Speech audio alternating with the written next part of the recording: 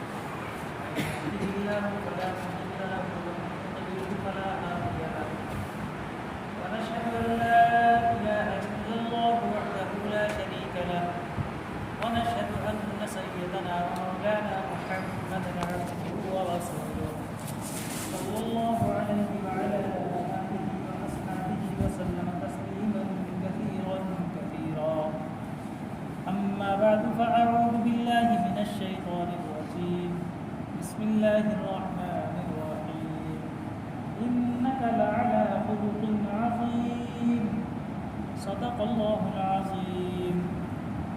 بزرگان محترم، نوجوانان اسلام اور عزیزان اکبر، قرآن کریم کی مختصر سی آیت کریمہ کا عنوان اللہ کے حبیب صلی اللہ علیہ وسلم کے اخلاق عظیمہ سے متعلق ہے. اما عائشہ صدیقہ رضی اللہ تعالی عنہا سے کسی نے پوچھا، اللہ کے حبیب صلی اللہ علیہ وسلم کو اللہ تعالیٰ نے جو اخلاق عطا فرمائے تھے وہ کون کون سے اخلاق ہیں؟ فرمایا کہ قرآن کریم پورا بھرا پڑا ہے، اس کو پڑھ لو. سارا قرآن آپ کے اخلاق عظیمہ کا بیان ہے. پورا قرآن پڑھتے جاؤ، اللہ کے حبیب صلی اللہ علیہ وسلم کے اخلاق عظیمہ اور کریمہ کو دیکھتے جاؤ. اللہ کے حبیب صلی اللہ علیہ وسلم شروع میں جب آپ کو نبوت عطا کی گئی تو 3 سال تک آپ نے خفیہ انداز سے چھپ کر دعوت دین کا کام کیا. کھلم کھلا نہیں تھا، کبھی کسی پہاڑ کے دامن میں، کبھی کسی کے گھر میں، کبھی کسی روم میں، کہیں چھپ کر کھلم کھلا علی الاعلان آپ کی دعوت نہیں چلتی تھی. جب 3 سال گزر گئے، 4واں سال آیا، اللہ کی طرف سے اللہ کے حبیب صلی اللہ علیہ وسلم کو حکم ملا، فاصدع بما تؤمر واعرض عن المشرکین. کھلم کھلا دعوت اسلام آپ دیجیے، دعوت کا پیغام علی الاعلان دیجیے. اس کے بعد اللہ کے حبیب صلی اللہ علیہ وسلم نے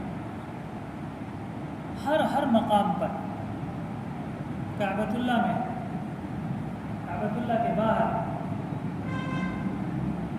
بازاروں میں، دکان پر کھڑے ہو کر اللہ کے حبیب صلی اللہ علیہ وسلم نے برملا کھلم کھلا اعلان فرمایا، وَاعْبُدُوا اللَّهَ وَلَا تُشْرِكُوا. سب کے سب اللہ کی عبادت کی طرف آ جاؤ.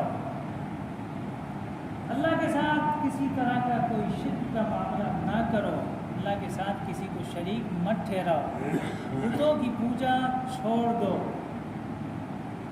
اس اعلان کو سنتے ہی کفار مکہ آگ بگولا ہو.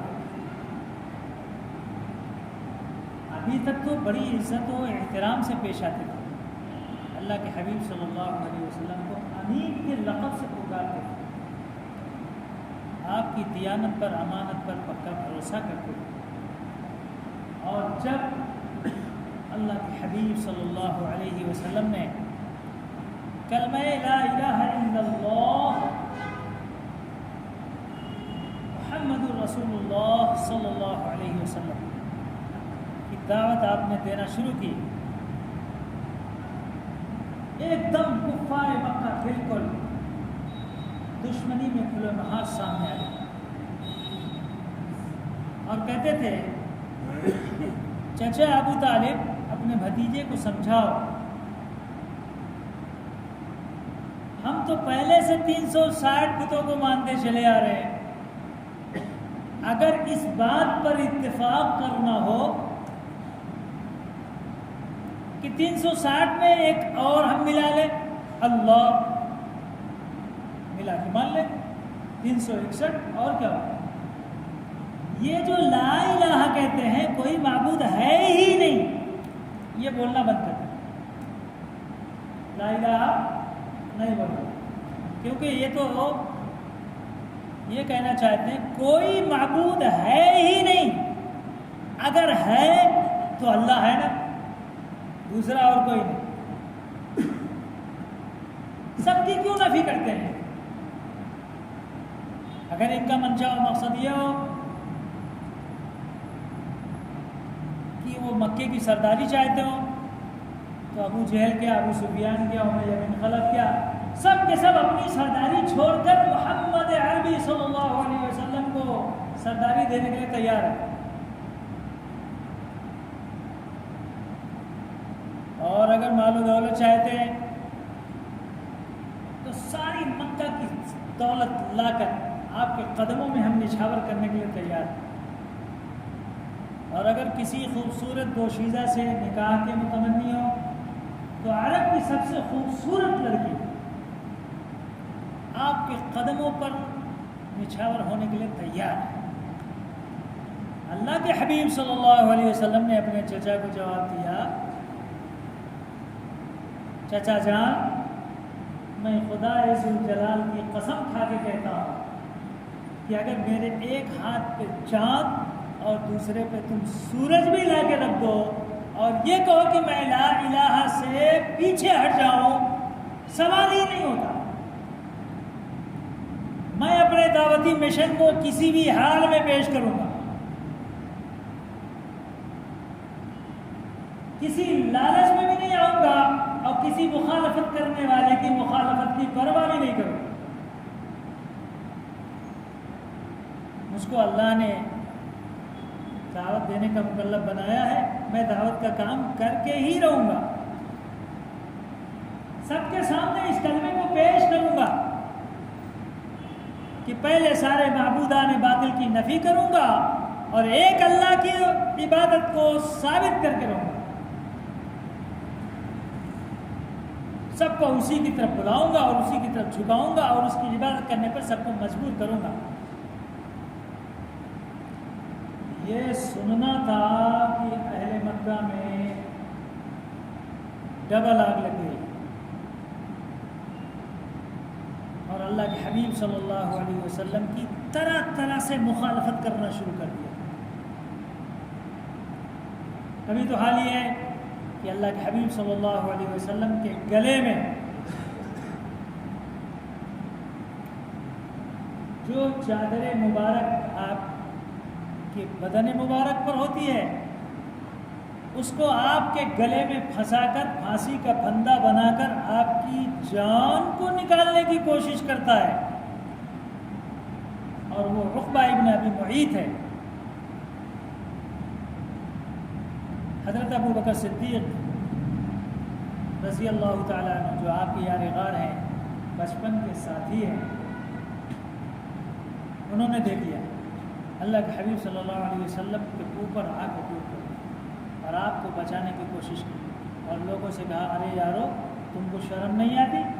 وہ شخص جو تم کو جہنم سے بچاتا ہے تم اس کو پھانسی کے پھندے پہ لٹکاتے ہو، پھانسی دینا چاہتے ہو کہ ان کی جان گھٹ رہی ہے اور تم چادر کو رسی بنا کر آپ کے گلے کو گھونٹ دینا چاہتے ہو۔ تو سارے کے سارے جتنے مخالفین تھے سب کے سب حضرت ابو بکر صدیق پر ٹوٹ پڑے، اتنا مارا کہ حضرت ابو بکر صدیق رضی اللہ تعالیٰ بے ہوش ہو، لوگ اٹھا کر گھر پہ لے آئے، اللہ کے حبیب صلی اللہ علیہ وسلم اپنے گھر پہ تشریف لے گئے، 3 دن تک لگاتار ابو بکر بے ہوش رہے اور چوتھے دن جب ہوش آئی اس وقت میں سارے لوگوں نے کہا ابو بکر کیسے ہو؟ تو لیکن میری خیریت بعد میں، پہلے یہ بتاؤ محمد صلی اللہ علیہ وسلم کیسے ہیں؟ کہنے لگے وہ تو آرام سے ہیں،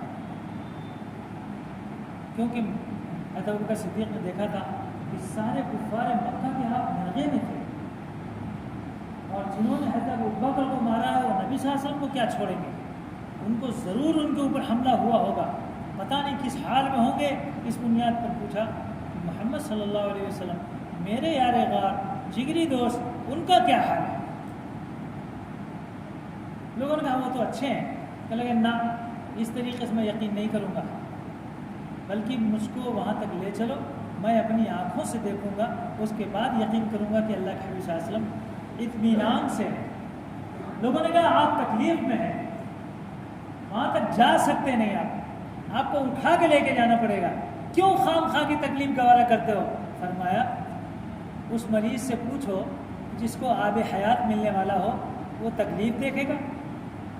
محمد صلی اللہ علیہ وسلم میرے لیے آب حیات ہیں، میری بیماریوں کا علاج ہے، میرے بیماریوں کے حق میں شفا ہے، اس لیے مجھ کو تو وہی لے کے چلو، بس اسی میں میری شفا مضمر ہے اور انہی سے میری حیات مضمر ہے، دوسرا اور کوئی راستہ نہیں۔ مجبور ہو کر لوگ لے کے چلے، اللہ کے حبیب صلی اللہ علیہ وسلم کے سامنے جب لے کے گئے، گود میں آپ کے سر رکھا، اللہ کے حبیب صلی اللہ علیہ وسلم نے جہتا ہوا کر کے احوال کو دیکھا تو اللہ کے حبیب صلی اللہ علیہ وسلم خود رونے لگے اور کہنے لگے قوم نے میرے ابو بکر کو بہت تکلیف دیا، بہت ستا دیا، لیکن حضرت ابو بکر نے جب اپنی آنکھوں سے اللہ کے حبیب صلی اللہ علیہ وسلم کو صحت مند دیکھا خوش ہو گئے اور لوگوں کی طرف متوجہ ہو کر فرمایا چلو لوگوں، میری بیماری کا علاج ہو گیا، میں تو شفا یاب ہو گیا، میں اب صحت مند ہو گیا، میں ٹھیک ہو گیا، اب مجھ کو کوئی بیماری نہیں۔ کہ جب محمد صلی اللہ علیہ وسلم آرام سے تو اب مجھ کو کوئی تکلیف نہیں۔ اللہ کے حبیب صلی اللہ علیہ وسلم کے ساتھ ربائی نے اتنا سب کچھ کیا، لیکن اللہ کے حبیب صلی اللہ علیہ وسلم نے بدلے کا کوئی نام نہیں لیا۔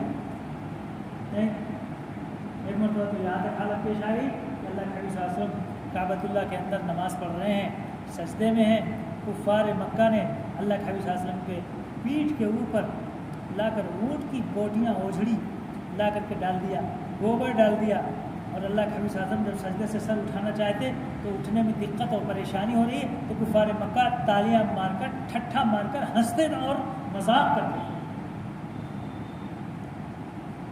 لیکن اللہ کے حبیب صلی اللہ علیہ وسلم نے اس کا بھی جواب نہیں۔ یہ آپ کے اخلاق عظیمہ ہے کہ معاف بھی کرتے ہیں، احسان بھی کرتے ہیں، ان کے لیے دعائے حق اور دعائے خیر بھی کرتے ہیں۔ ایک مرتبہ میدان میں ہے، اللہ کے حبیب صلی اللہ علیہ وسلم کعبۃ اللہ سے تھوڑا باہر، ابو جہل ادھر سے آ رہا تھا، ابو جہل کو اللہ کے حبیب صلی اللہ علیہ وسلم نے جب تنہا دیکھا تو اس کو دعوت اسلام دیا، ابو جہل مسلمان ہو جا، مسلمان ہو جا، کیونکہ بڑا بدماش ہے، اتنی آسانی سے تو قبول کرنے والا ہے نہیں، یہ تو ہر دم یہ چاہتا تھا کہ اللہ کے حبیب صلی اللہ علیہ وسلم کو کسی بھی شکل سے دنیا سے رخصت کرے، دنیا سے رخصت کرے۔ یہاں تک کہ ایک مرتبہ لکھا ہوا ہے کہ اللہ کے حبیب صلی اللہ علیہ وسلم کو جان سے مارنے کے واسطے باقاعدہ پورا بندوبست بھی کیا اس نے،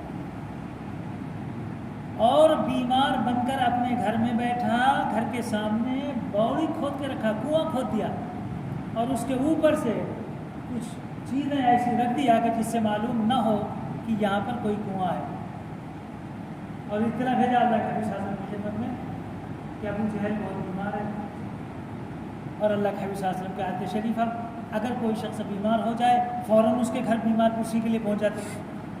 جیسے ہی سنا کہ ابو جہل بیمار ہے، اللہ کے حبیب صلی اللہ علیہ وسلم نے فوراً آنے کی کوشش کی، ارے ابو جہل بیمار ہے، ابو جہل بیمار ہے، فوراً آپ، اور جیسے ہی آپ اپنے گھر سے نکلے ابو جہل کے گھر کے قریب پہنچ رہے ہیں،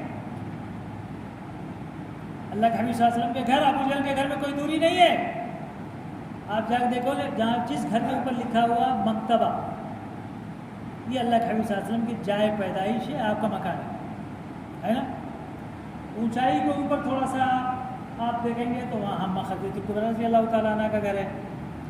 ڈاؤن میں نیچے اتر کر آؤ بیت الخلاء بہت لمبا بنا ہوا ہے, یہی ابو جہل کا گھر تھا, ایک دم قریب ہے جہاں آج بیت الخلاء بنا ہوا ہے. اللہ کے حبیب صلی اللہ علیہ وسلم وہاں سے اتر کر نیچے آنے کی ادھر ابو جہل کے گھر اس کی بیمار کرسی کے لیے آنا چاہتے ہیں. جبریل آئے اور کہنے لگے اللہ کے حبیب صلی اللہ علیہ وسلم آپ کو معلوم نہیں وہ بیمار نہیں ہے, بیمار بنا ہوا ہے اور آپ کو ہلاک کرنے برباد کرنے کے لیے مارنے کے واسطے جان سے آپ اپنے گھر کے سامنے بوری کھود رکھا ہے, اس میں آپ کو گرائے گا تاکہ آپ گریں زخمی ہو اور دنیا سے پڑ جائیں. یہ کون بدماش ہے؟ ابو جہل. کس نے بنایا؟ اللہ کے حبیب صلی اللہ علیہ وسلم کی جان دے آپ واپس جائیں, آپ واپس جائیے. حضرت جبریل کے کہنے سے اللہ کے حبیب صلی اللہ علیہ وسلم واپس تشریف لے گئے. ابو جہل دیکھ رہا تھا آ رہے ہیں اب گریں گے اب گریں گے.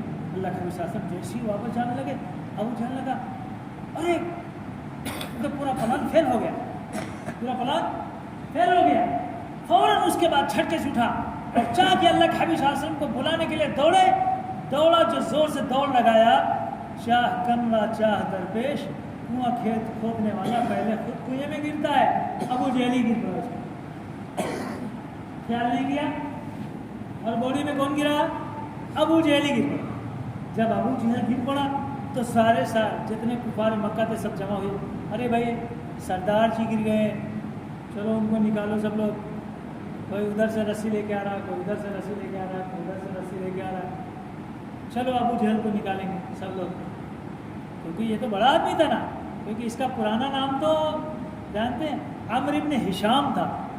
کیا نام تھا اس کا؟ عمرو ابن ہشام. اور اس کی کنیت اس زمانے میں ابو الحکم تھی, فیصلہ کرنے والوں کا باپ.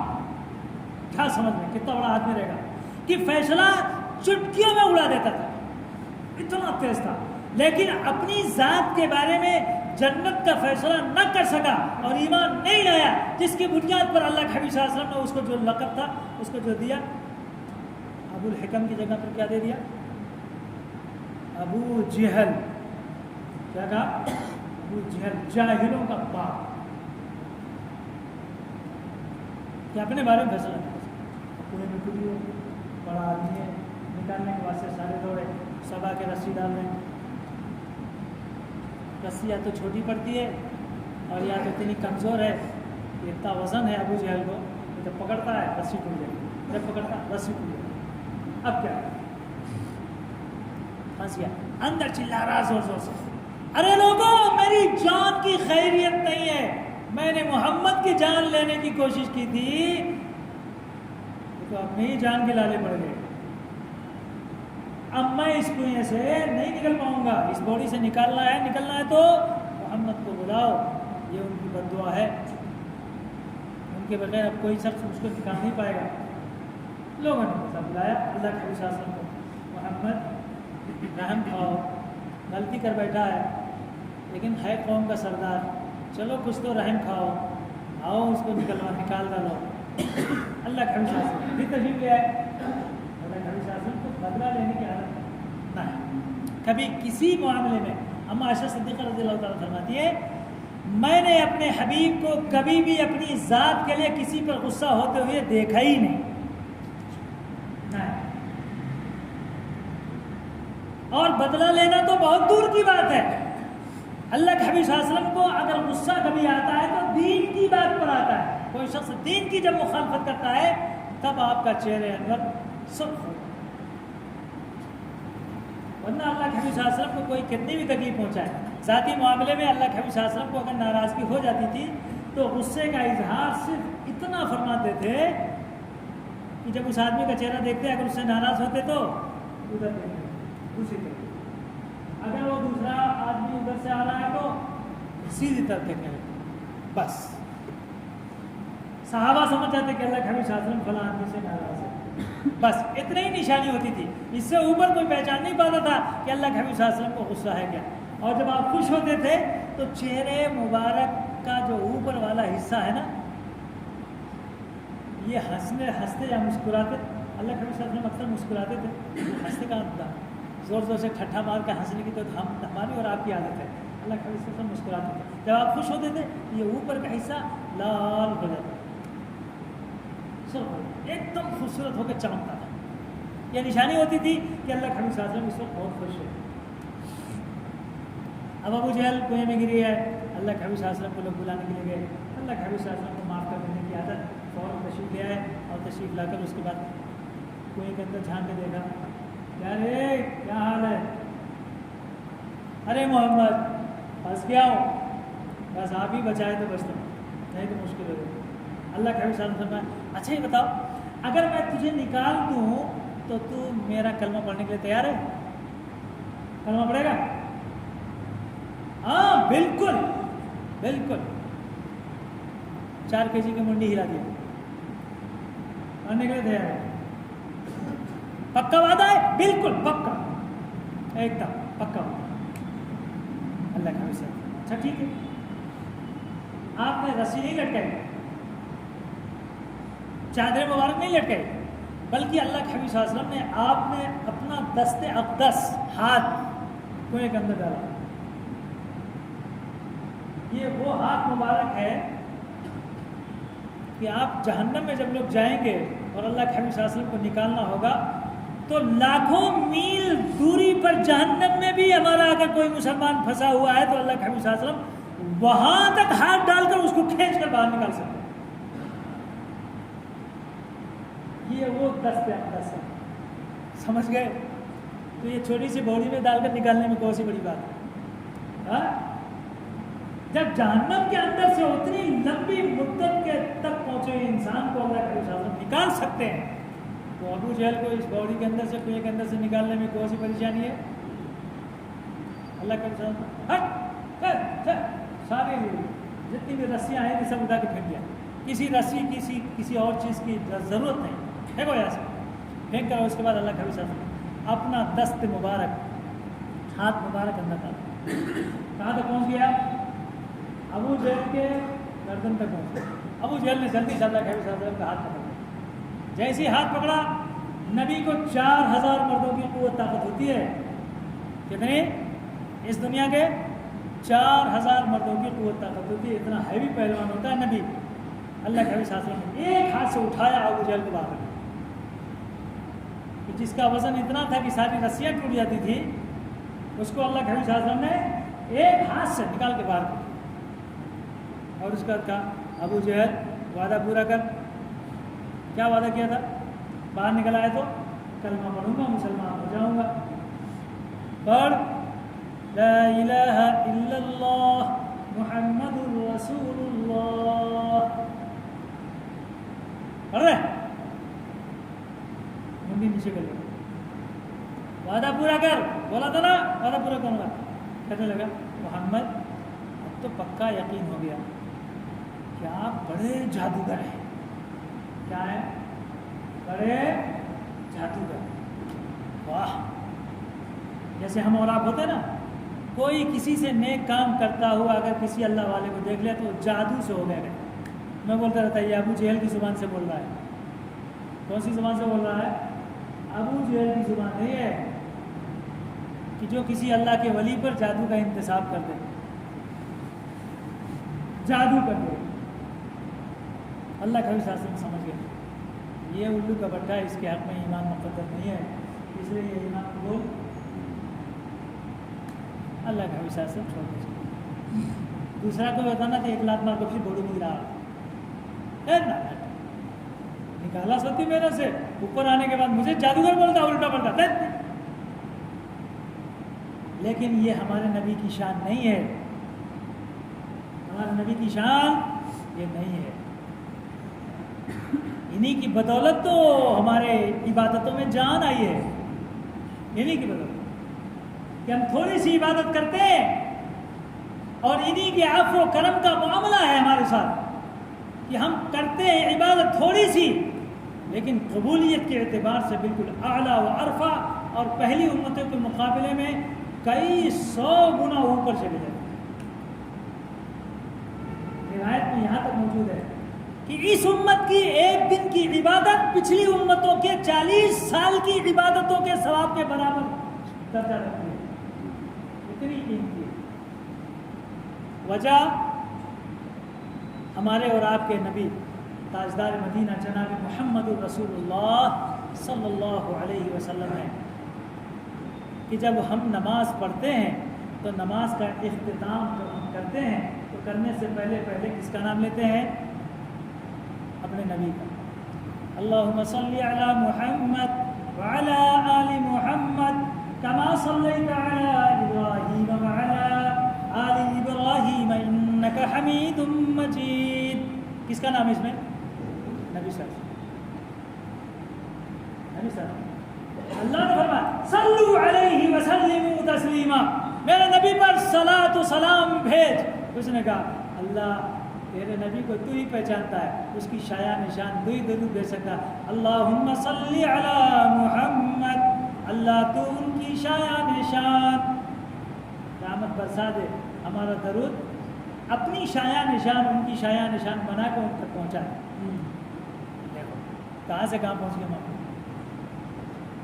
تو اللہ کے حبیب صلی اللہ علیہ وسلم کا صدقہ ہے، انہی کا عفو و کرم ہے، اور انہوں نے جو اتنا برداشت اور صبر سے اور اخلاق سے جو کام لیا ہے، انہی کے صدقے طفیل میں ہماری عبادتوں کا اتنا بڑا درجہ ہو گیا کہ ایک دن کی عبادت اس امت کی اور پچھلی امتوں میں 40 سال کی عبادت دونوں وزن میں برابر، دونوں وزن میں۔ عمر چھوٹی ہے، عبادت مختصر ہے، لیکن ثواب زیادہ ہے۔ 40 سال کا ایسا ایک دن کی بات، سوچنے کی بات۔ کس کے صدقے طفیل میں؟ یہ اللہ کے حبیب صلی اللہ علیہ وسلم کے اخلاق عظیمہ، اخلاق فاضلہ کے صدقے طفیل میں ہم کو یہ سب سارے ثواب مل رہے ہیں۔ بسم اللہ، کہ انہوں نے سکھایا تیری عبادتوں میں جان بھی میرے ہی راستے سے آئے گی، اور تیری زبان سے اسلام بھی میرے ہی طریقہ کار سے پھیلے گا۔ وہ آپ کے اخلاق عظیمہ ہے، آپ کے اخلاق عظیمہ ہے۔ دشمنی کر، لوگ تھک گئے، لبید ابن عاصم یہودی کے پاس گئے، محمد کو ہم نے بہت کوشش کیا مارنے کی، چانس ملتا نہیں، بہت کوشش کر رہا ہے، اب پیٹھ پیچھے سے چھڑا کھو بیٹھے، رات کے اندھیرے میں بھی مارنے کی کوشش کیا تب بھی نہیں ہوا، دن کے اجالے میں بھی مارنے کی کوشش کیا تب بھی نہیں ہوا، گھر میں مارنے کی کوشش کیا تب بھی نہیں ہوا، مسجد میں مارنے کی کوشش کیا تب بھی نہیں ہوا، میدان میں مارنے کی کوشش کیا تب بھی نہیں ہوا، بازار میں مارنے کی کوشش کیا تب بھی نہیں ہوا، کھلیان میں مارنے کی کوشش کیا تب بھی نہیں ہوا، کسی جگہ بھی موقع چانس کامیاب ہوتے نہیں۔ کیا کرنا کہ ایک کام کر، سنا ہے تو بہت بڑا جادوگر ہے، کیا ہے تو بہت بڑا جادوگر ہے، اپنے جادو سے ان کو زیر کر دو، جادو سے ان کو زیر کر دو۔ اس نے کہا ٹھیک ہے، تو میرے بائیں ہاتھ کا کھیل ہے، جاؤ دیکھو 2 چیز لانا پڑے گا، ایک محمد صلی اللہ علیہ وسلم کا بال، کیا لانا؟ بال، منہ مبارک، بال مبارک ایسا ہو جو جڑ سے نکالا گیا ہو۔ اب کنگھی سے کرتے تو جڑی سے تو نکلتا ہے، یہاں ہم ڈال دیتے ہیں۔ اس لیے آداب میں سے یہ بات ہے کہ آپ کا اگر کوئی بال گرتا ہو تو اس کو 2 ٹکڑے کر دو، اب اس کو اوپر جادو نہیں چلے گا، اب کوئی نہیں کر پائے گا، ختم کہانی۔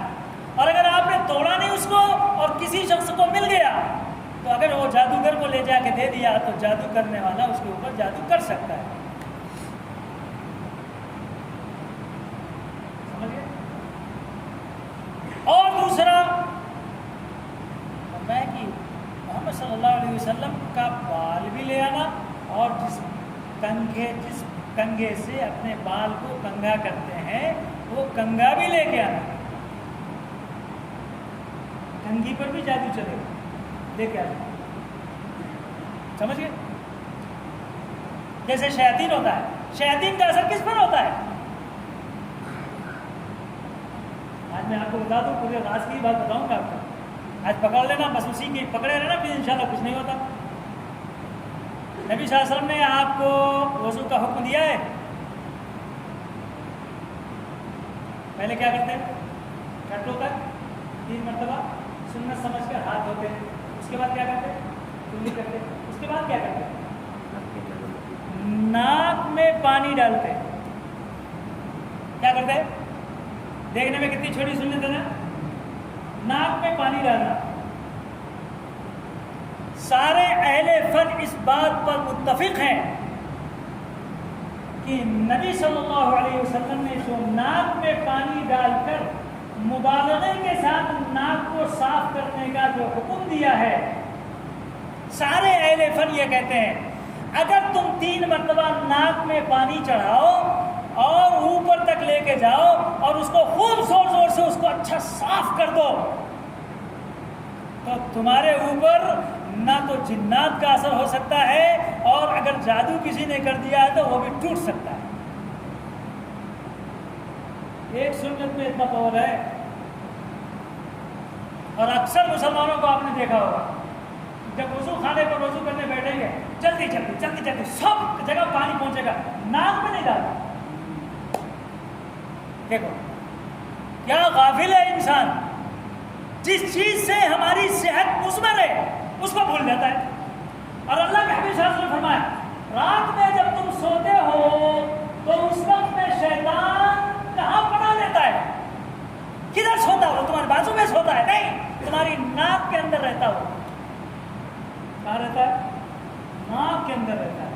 اس لیے فرمایا صبح میں جب اٹھو سب سے پہلے نمبر پر اس بات کا دھیان رکھنا کہ جس طریقے پر وضو میں ہر جگہ پانی پہنچاتے ہو، ناک میں مبالغے کے ساتھ پانی پہنچانا، اچھا صاف کرنا. اور جب اچھا صاف کر دو گے تو اس کا نتیجہ یہ ہوگا کہ وسوسے کی بیماری سے تیری حفاظت ہو جائے گی، جنات کا اثر ختم ہو جائے گا، جادو کٹ ہو جائے گا، کوئی شیطان تمہارے اوپر غالب نہیں ہو پائے گا. اور جب نماز میں کھڑے ہو کر اللہ اکبر نیت باندھو گے اور نماز پڑھو گے تو نماز میں دل لگے گا، نماز میں دل لگے گا. اگر کسی شخص نے ناک میں پانی نہیں ڈالا ہے، نشانی بتاتا ہوں آپ پکڑ سکتے ہو اس کو. کیسے معلوم ہوتا حضرت کہ ناک میں نہیں پانی ڈالا؟ نماز میں کھڑے ہوتے یہ کیا ہو رہا ہے؟ جوائی لے رہا ہے. کیا کر رہا ہے؟ جوائی لے رہا ہے. کیا مطلب؟ ناک سے شیطان کو نکالا نہیں ہے، اندر بیٹھا ہوا ہے، اس میں سے ڈالتا ہے دماغ پر اور دل پر، جس کی بنیاد پر اس کو جمائی آتی ہے. منہ کھولا. ایسا معلوم ہوتا ہے کھانے کے ساتھ بریانی بھی کھایا ہمنا بھی کھا لے گا. یہاں بیٹھے بیٹھے بھی بہت سے لوگ وہ منہ کھولتے رہتے ہیں. میں بولتا ہوں یہ آپ کو بھی کھا جائے گا دکھتا ہے. شیطان کہاں بیٹھا ہے؟ اس کے ناک میں بیٹھا ہے. نکال اس کو. وہ کیسے نکلے گا؟ وضو کو صحیح طریقے پر سنت کے مطابق کر، ناک کو اچھا صاف کر. تجھے نزلے کی بیماری، کھانسی کی بیماری، سردی کی بیماری، 80 بیماریاں تیری اسی میں ختم ہو جائیں گی.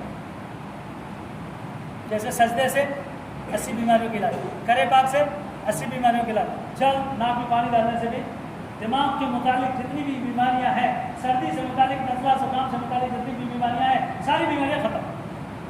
یہ تو حکماں لکھتے ہیں لیکن اسی سنت کو ہم نے چھوڑ رکھا ہے. عورتوں میں ایک لاپرواہی ہے. ان کو جنات، بہت سی عورتیں کہتی ہیں حضرت خواب میں شیطان دکھتا، بعض وہ میرے شوہر کی شکل میں سوئے سر کا دکھتا ہے. یہ کہاں سے آیا؟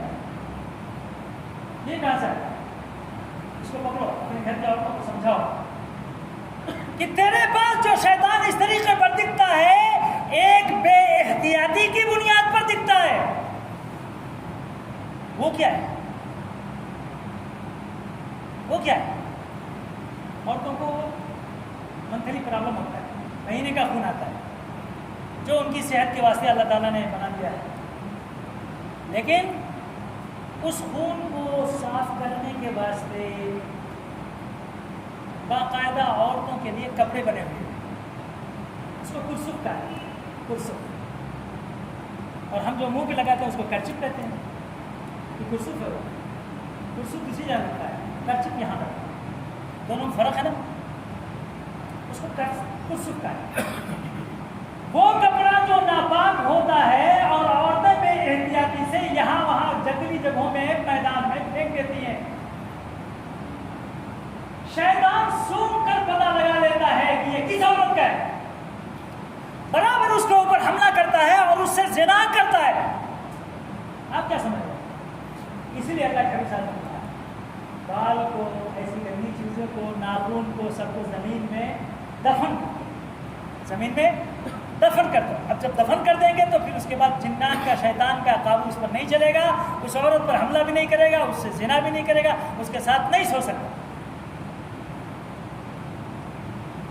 شرائع نے پاکیزگی سکھائی ہے، اس پاکیزگی پر جو چلے گا اس کو اللہ تعالیٰ ہر جانب سے حفاظت کرے گا۔ اس لیے میں کہتا ہوں میرے حبیب صلی اللہ علیہ وسلم کی جتنی بھی سنتیں ہیں، جتنی بھی ادائیں ہیں، اور آپ کے اخلاق عظیمہ سے نکلے ہوئے جتنے بھی اعمال ہیں اور جتنے اخلاق حسنہ ہیں، وہ ہماری زندگیوں کے لیے راحت کا سامان ہے۔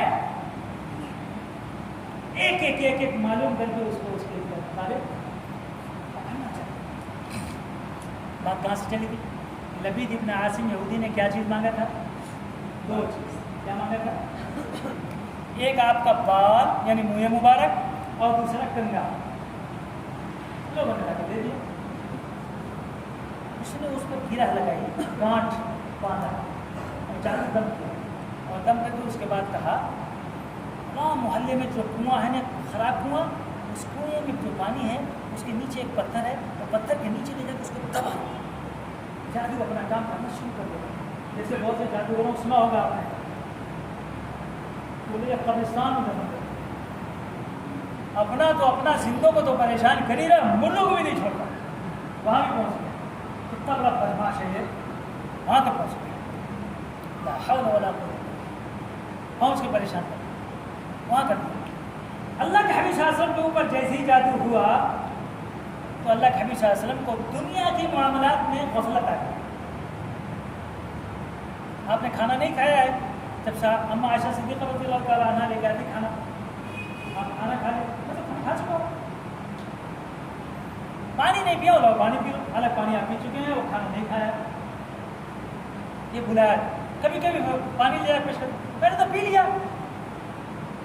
کبھی کبھی ایسا ہوتا اما عائشہ سامنے، اور اس کے بعد اللہ کے حبیب صلی اللہ علیہ وسلم پوچھتے کون؟ اما فرماتی عائشہ، فرماتے عائشہ کون؟ آپ کی بیوی۔ میری بیوی کون؟ ابو بکر کی بیٹی۔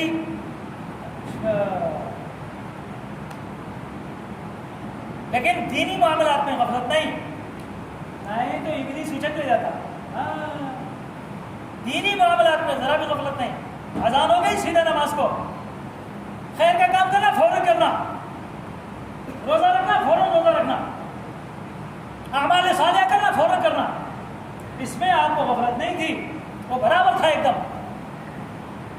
دنیا کے معاملے میں آپ کو اس طرح کی غفلت آ گئی۔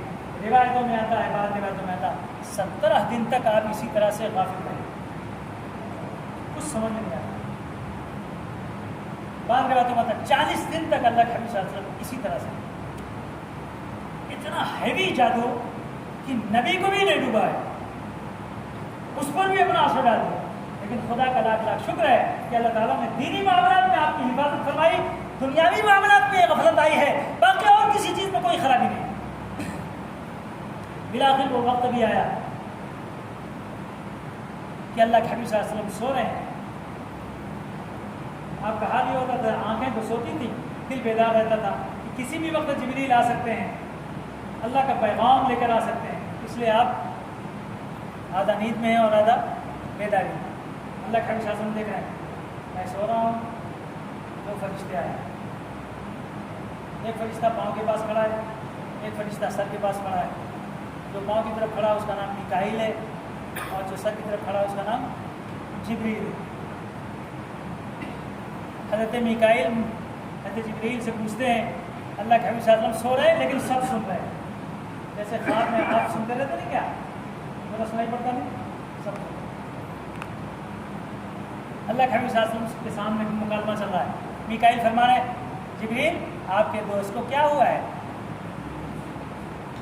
حضرت جبریل فرماتے ہیں میرے دوست کو جادو ہو گیا ہے۔ کس نے کیا ہے؟ لبید ابن عاصم یہودی نے کیا ہے۔ کس پر کیا ہے؟ بال اور کنگھے پر کیا ہے۔ کر کے کہاں دبایا ہے؟ فلانے کنویں کے اندر۔ کس چیز کے نیچے؟ فلاں بڑا بھاری وزنی پتھر کے نیچے۔ کیا کیا جائے؟ اس کو نکالا جائے، اور نکالنے کے بعد کیا کیا جائے؟ اس کے اندر گانٹھ لگی ہوئی ہے، گرہ لگی ہوئی ہے، اس گرہ کو کھول دیا جائے، بس فوراً جادو کا اثر ٹوٹ جائے گا۔ وہ گرہ کیسے کھلے گی؟ حضرت جبریل فرماتے ہیں سورہ فلق اور سورہ ناس پڑھتے جاؤ، دم کرتے جاؤ، ایک ایک گرہ کھلتی جائے گی اور نبی صلی اللہ علیہ وسلم پر کیا ہوا جادو ختم ہو جائے گا اور آپ ہوش میں آ جائیں گے۔ جبریل میکائیل غائب، خواب ختم ہو گیا۔ اللہ کے نبی صلی اللہ علیہ وسلم بیدار ہو گئے اور فرمایا علی ادھر آؤ، صحابہ ادھر آؤ، آؤ چلیں گے بھلا محلے میں۔ فوراً لے کے گئے علی کو، اترو اس میں، کنویں میں اترو۔ کنویں میں اترے، پانی اتنا ہے اس پتھر کے نیچے اس کا نکالنا ہو تو علی جیسا پہلوان چاہیے، اتنا آسان نہیں ہے، صحابہ کے بس کی نہیں ہے۔ اس لیے اللہ کے نبی صلی اللہ علیہ وسلم فرمایا علی تم اترو، تمہارے بس کا ہے۔ حضرت علی اترے، بڑی بڑی مشکل سے اس کے اندر سے نکالا اور نکال کر کنگا اور بال لے کے باہر نکل گیا۔ پھر بھی اللہ کے نبی صلی اللہ علیہ وسلم کا بھی ہوش نہیں آیا۔ اللہ کے نبی صلی اللہ علیہ وسلم کو خیال آیا اس کے اندر گانٹھ لگی ہوئی ہے اور جبریل نے اس کو کھولنے کا طریقہ بھی بتایا ہے، اور اس کے بعد سورہ فلق سورہ ناس پڑھتے گئے، ایک ایک دم کرتے گئے، کھلتا گیا کھلتا گیا، اللہ کے نبی صلی اللہ علیہ وسلم ہوش میں آ گئے۔ صحابہ پر پوچھا اے اللہ کے نبی صلی اللہ علیہ وسلم کس نے کیا؟ فرمایا لبید ابن عاصم یہودی کو، تلوار سے اڑا دوں گا اس کو، عمر کا جلال زور پہ ہے۔ فرمایا نہیں، اللہ کے لیے میں نے اس کو معاف کر، اللہ کے واسطے یہ اللہ کے نبی صلی اللہ علیہ وسلم، اللہ کے نبی صلی اللہ علیہ وسلم غزوے سے لوٹ رہے ہیں غزوہ ذات الرقاع ہے غالباً۔ سارے صحابہ ایک درخت کے نیچے ایک جگہ سب لوگ سو گئے، اللہ کے نبی صلی اللہ علیہ وسلم ایک درخت کے نیچے، کفار مکہ دیکھ رہے ہیں، آج مزہ آئے گا۔ سارے صحابہ ایک ایک درخت کے نیچے سوئے ہیں، محمد صلی اللہ علیہ وسلم اکیلے ہیں، بڑا پہلوان بلایا اور بلا کے اس وقت کہنے لگے دیکھ ہم لوگ بھی تھک گئے ہیں لیکن محمد پر آج تک ہمارا قابو چلا نہیں، جادو بھی چلا نہیں، قابو بھی چلا نہیں، سب چلا گیا کیا؟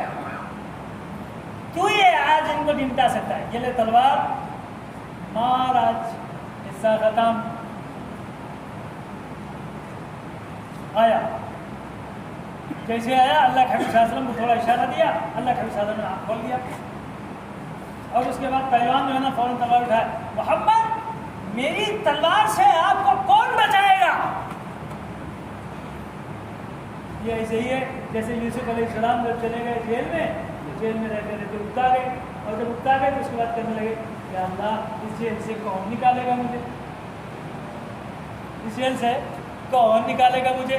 اللہ نے فرمایا یوسف میرے پیارے، جس نے آپ کو کنویں سے نکالا وہی آپ کو جیل سے بھی نکالا۔ کنویں سے کون نکالا؟ اللہ نے۔ تو جیل سے کون نکالے گا؟ اللہ نکالے گا۔ اے محمد میری تلوار سے آپ کو کون بچائے گا؟ اللہ کے حبیب صلی اللہ علیہ وسلم فرمایا، آسمان کی طرف اشارہ، اللہ، کون بچائے گا؟ جتنا اعتماد اور یقین اور بھروسے کے ساتھ کہا، فوراً اللہ نے جبریل کو بھیجا، ایک تھپڑ جو دیا پہلوان کو، تلوار جا کر زمین پہ گری، تھر تھر کانپنے لگا۔ میں نے تو تلوار کو گرایا نہیں، اور میں پہلوان، تلوار میرے ہاتھ سے گر گئی، آخر گری کیسے؟ گرانے والا کون؟ گرانے والا کون؟ اللہ کے حبیب صلی اللہ علیہ وسلم اٹھے اور تلوار کو اٹھا لیا اور فرمایا اے پہلوان بتا اب تجھے کون بچائے گا؟ اپنے 4000 مردوں کی قوت طاقت رکھنے والا پہلوان محمد عربی صلی اللہ علیہ وسلم کی قوت اور طاقت کو دیکھا، چل تجھے کون بچائے گا؟ پہلوان بڑا ہوشیار تھا، اس نے کہا آپ کے اخلاق عظیمہ، آپ کا کرم، آپ کی مہربانی ضرب المثل ہے، آپ بدلہ کسی سے نہیں لیا کرتے، مجھے امید ہے کہ آپ اپنے کریمانہ اخلاق کی بدولت مجھے معاف کر دیں گے۔ اللہ کا حفاظت، حالانکہ جان کا دشمن تھا، کس کا تھا؟ جان کا دشمن، اس کے باوجود بھی اللہ کا حفاظت۔ ایک عورت بھی آگے میدان میں، اچھا جی مردوں سے کام نہیں ہوتا ہے، ہمارے ہاتھ سے ہوتا ہے، جسے آج کل ہوگا نا شاہین باغ سے لے کے حجاب باغ تک پورے بیکا ہی بیکا، عورتیں ہی عورتیں، جھنڈا اونچا رہے ہمارا، کون بول رہا ہے؟ پورے عورتیں، یہ دیکھو مردہ پورے فیل ہو گئے، اب عورتیں میدان میں آئی ہیں، واہ بھائی واہ۔ اس زمانے میں بھی ایک عورت آ گئی کہ کام کفار مکہ، سردار مکہ تمہارے ہاتھ سے ہوتا نہیں، میں کرتا ہوں۔ محمد آ جاؤ ہمارے گھر پہ دعوت ہے. دعوت دوں؟ دعوت سے دعوت رکھو نہیں تو مصیبت ہی ہے. پیٹ بھی بڑا ہو جائے گا, جان بھی جائے گا, ایمان بھی جائے گا, سب لیٹ ہوئیں گے لوگ. ایسی مردوں کی دعوت کھلاتے کہ اللہ کی بنا سمجھ کے باہر ہے بلایا. اور اس کے بعد اللہ کے حبیب صلی اللہ علیہ وسلم نے ہر انسان جو بھی دعوت دیتا اللہ کے حبیب صلی اللہ علیہ وسلم دعوت قبول کبھی اگر اس کی دینداری کے واسطے اس کا دل رکھنے کے واسطے اللہ کے حبیب صلی اللہ علیہ وسلم تشریف لائے. اور جب تشریف لے آئے تو اس کے بعد اس نے محمد لیجیے کھائیے. اللہ کے حبیب صلی اللہ علیہ وسلم کی آیت شریفہ صحابہ ساتھ میں آپ بھی کھائیے. ایک صحابی نے اس کو جیسے ہی کھایا آؤٹ مار گئے. اللہ کے حبیب صلی اللہ علیہ وسلم نے اس لقمے کو اٹھایا, جیسی لقمہ زبان کے قریب ڈالنے کی کوشش کر رہے تھے تب تک گوشت سے آواز آئی میرے اندر زہر ہے, اے میرے پیارے نبی آپ اس کو اپنے منہ میں نہ ڈالیے, یہ آپ کی ہلاکت کا سبب بنے گا. اللہ کے حبیب صلی اللہ علیہ وسلم اور اس کے بعد اور سنا کیا رے انہیں اس کے اندر زہر ملایا, زہر ملایا. تو اس نے کہا اے میرے پیارے نبی آپ کو کیسے معلوم ہوا, آپ کو کیسے معلوم ہوا؟ اللہ کے حبیب صلی اللہ علیہ وسلم گوشت نے مجھ کو اطلاع کی کہ تو نے اس کے اندر زہر ملایا ہے. ہاں اللہ کے حبیب صلی اللہ علیہ وسلم غلطی ہوگی, میں نے ملایا. کیوں ملایا؟ کہنے لگے میں آپ کو آزمائش کر رہی تھی کہ آپ نبی ہیں یا نہیں. اگر آپ نبی نہیں ہیں تو خام نے ایک تو بڑا فتنہ مچا رکھا ہے ہمارے بتوں کے خلاف. 360 بتیں سب کے خلاف بولتے رہتے, دنیا سے آپ پاک ہو جاؤ ختم. اور اگر آپ نبی ہیں تو آپ مر نہیں سکتے, آپ کو ضرور اطلاع ہو جائے کہ میں نے اس کے اندر ملایا ہے. آپ کو اطلاع ہونا اس بات کی نشانی ہے کہ آپ سچے پکے نبی ہیں. اللہ کے حبیب پھر بھی مان یہ عفو و کرم ہے اللہ کے حبیب صلی اللہ علیہ وسلم کا جو پورے امت مسلمہ میں اسلام کو پھیلاتا ہے. اور اسی اخلاق عظیمہ پر متصف اگر مسلمان انسان صاحب ایمان ہو جائے تو ایمان کو پھیلنے میں, اسلام کو پھیلنے میں دنیا کی بڑی سے بڑی سپر طاقت بھی اس کا مقابلہ نہیں کر سکتی. بقیہ مضامین انشاءاللہ آئندہ جمعے کو. وآخر دعوانا الحمد للہ.